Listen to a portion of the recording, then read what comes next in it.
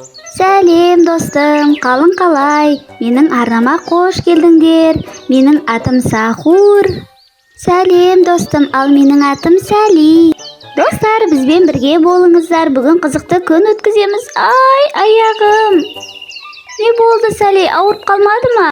Жоқ, уайымдама. Достым, сен табиғат аясында болып көрдің бе? Көбелектер, гүлдер жайлы ақпараттар білесіңдер ма?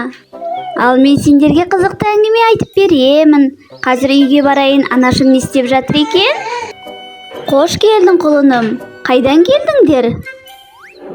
Анашым, саған гүл әкелдік. Рахмет балам, келіңдер, ас ішейік. Анашым, ертең біз достарымызбен табиғат аясына шығамыз. Әкешім, мен өскенде сен сияқты үлкен болғым келеді.